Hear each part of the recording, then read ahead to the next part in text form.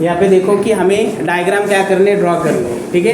कौन से diagram draw करने हैं अभी यहाँ पे, मिरर पे। मिरर, ये कौन सा मिरर है, कॉन्केव मिरर है। किसका टाइप है ये, स्फेरिकल मिरर का टाइप है। तो अभी अभी ड्राइंग द रिफ्लेक्टिंग रे, कैसे रे होते हैं, कैसा रिफ्लेक्शन होता है, उसके रूल कितने हैं, 3 रूल है, वो देखेंगे अभी। देखो ये कौन सा मिरर है अभी यहाँ पे, कॉन्केव मिरर है। कॉन्केव मिरर किसे बोलते हैं, if the reflecting surface of concave mirror, sorry, if the reflecting surface of inner surface is reflecting surface, that mirror is nothing but the concave mirror. Concave mirror का inner surface जो होता है वो कैसा होता है, रिफ्लेक्टिंग सरफेस होता है, उसे हम बोलेंगे कॉन्केव मिरर। अभी देखो ये इनर सरफेस है, ये रिफ्लेक्टिंग सरफेस है, तो ये कॉन्केव मिरर। ये आउटर सरफेस ये क्या रहेगा, यहाँ पे क्या है, कोटेड है, बराबर ना, कोटिंग की है। अभी यहाँ पे देखो, the centre of curvature a pole if incident ray which are parallel to the principal axis. ये कौन सा है यहाँ पे, सीपी क्या बताया यहाँ पे, प्रिंसिपल एक्सिस है। It is straight line which are passing through pole and centre of curvature, is called as a principal axis. अगर इस प्रिंसिपल एक्सिस को इंसिडेंट रे पैरेलल है, incident ray, if incident ray are parallel to the principal axis, देखो ये क्या है, principal axis है, ये क्या है, पोल, ये क्या है, सेंटर ऑफ कर्वेचर। ये कौन सा मिरर है, कॉन्केव मिरर है। इनर सरफेस कैसा है उसका, रिफ्लेक्टिंग सरफेस है। If incident ray are parallel to the principal axis, then reflected ray passing through the focus. क्या बताया यहाँ पे, अगर इंसिडेंट रे उस प्रिंसिपल एक्सिस को पैरेलल है तो रिफ्लेक्शन होने के बाद आफ्टर रिफ्लेक्शन कहाँ ट्रांसफर होते हो, फोकस से जाते हैं। ये हुआ फर्स्ट रूल। फिर से एक बार बोलता हूँ, if incident ray which are parallel to the principal axis, इस प्रिंसिपल एक्सिस को पैरेलल है ना, पैरेलल का मतलब क्या होता है, they are not intersect each other, इस तरह से। ये पैरेलल है क्या अभी, यस, ओके।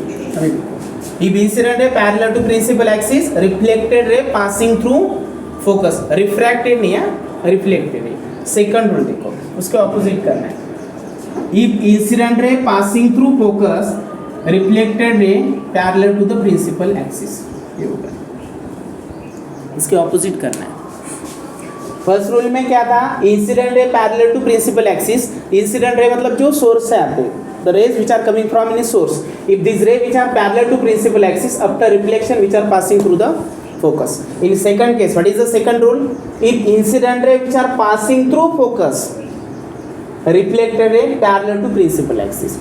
अगर इंसिडेंट रे पैरेलल है तो रिफ्लेक्शन होने के बाद फोकस से जाते हैं, अगर इंसिडेंट रे फोकस से आते हैं तो आफ्टर रिफ्लेक्शन क्या हो जाएंगे, उस प्रिंसिपल एक्सिस को पैरेलल है, उसको टोटली ऑपोजिट करना है, याद रहेगा।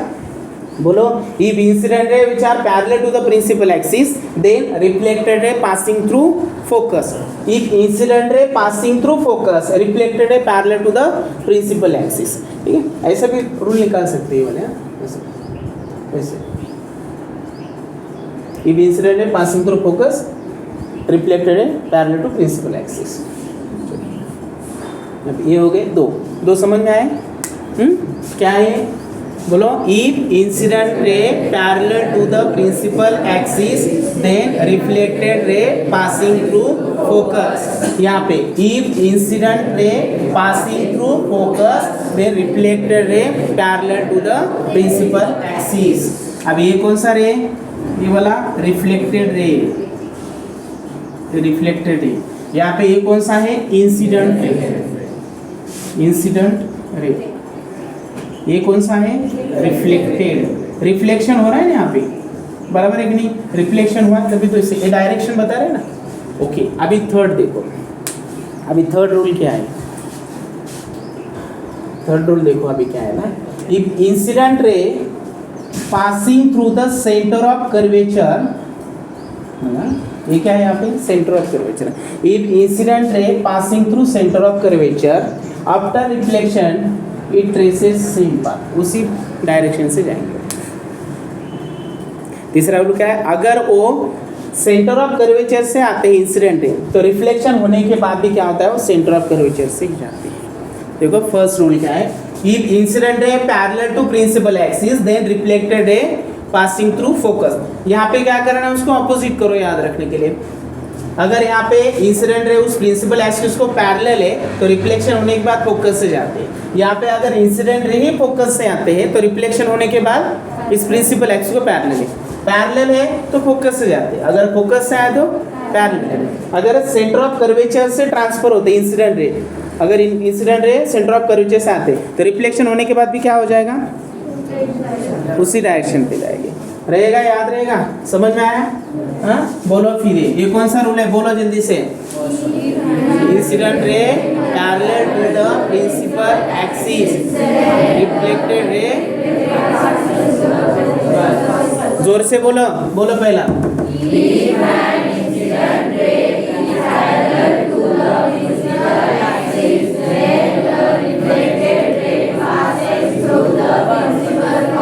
हाँ सेकंड,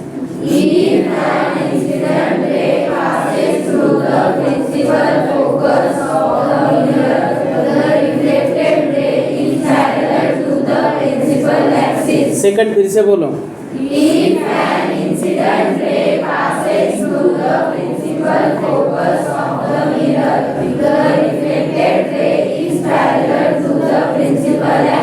एंड थर्ड बोलो।